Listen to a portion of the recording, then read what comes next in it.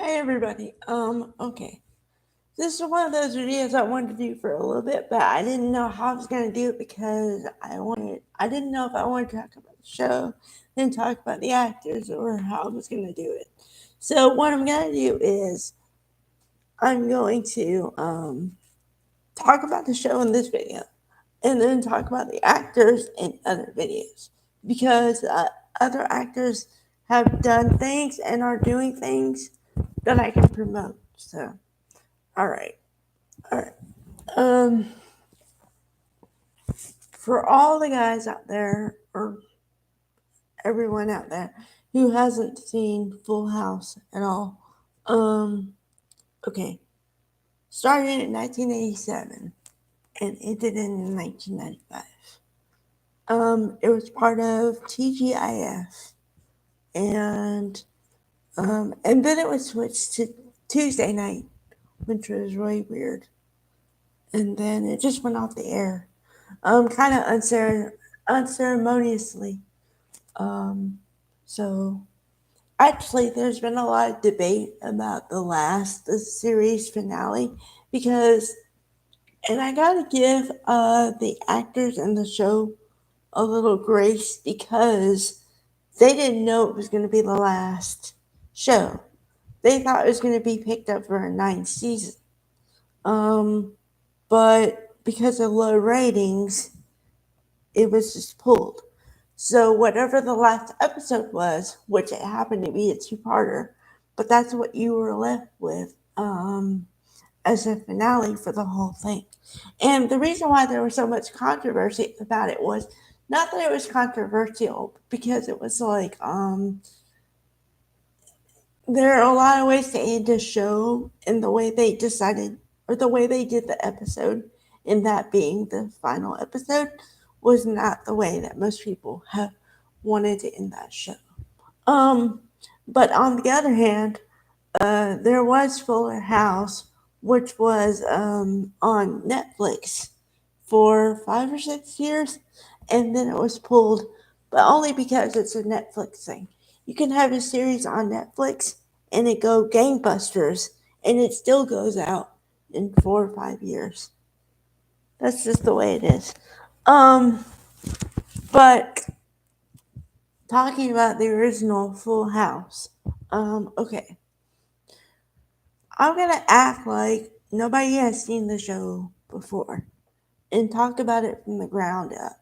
Okay, so if you've seen it before, I'm sorry, but I'm just gonna explain it a little bit.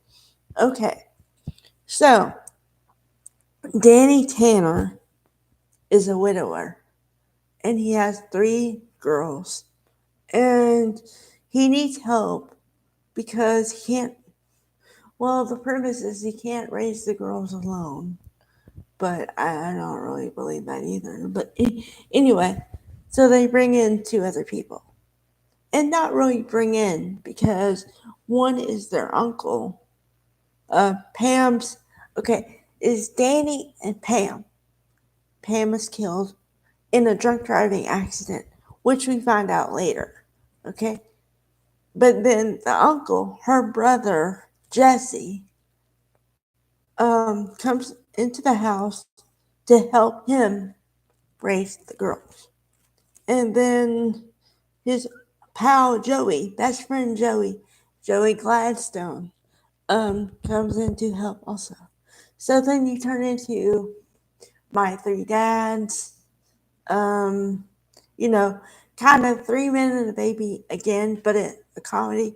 Okay, also, I might reference some things that you're not aware of, and then I'll explain a little bit.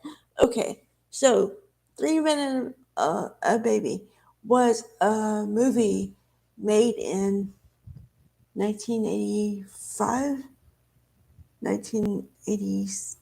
It was before 87 because the writers for Full House got the idea of turning it kind of into that, and then riffing off My Three Dads, or My Two Dads, um, and kind of an amalgamation of both of those.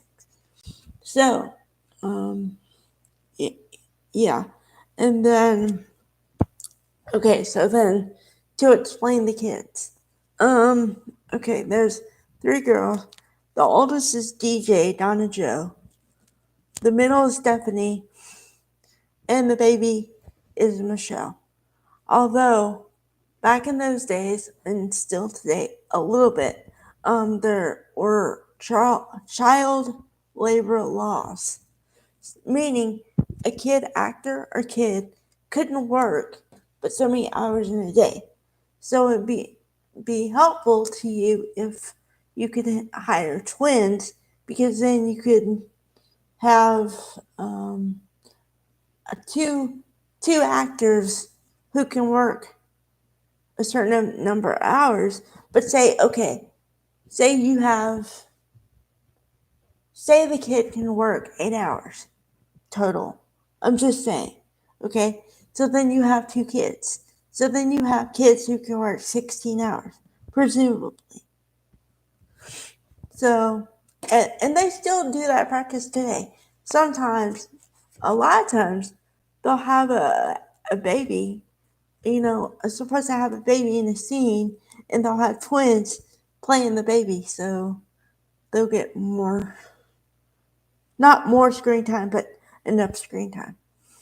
Um, okay, so, you know, and then the trials and tribulations of raising girls when you're males, because, and I can attest to this too, because my dad and I are really close now.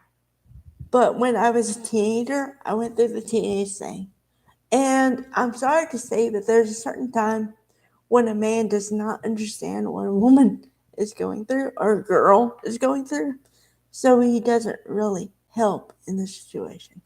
He may love you to pieces and everything else, but he doesn't understand what you're going through. So it is hard.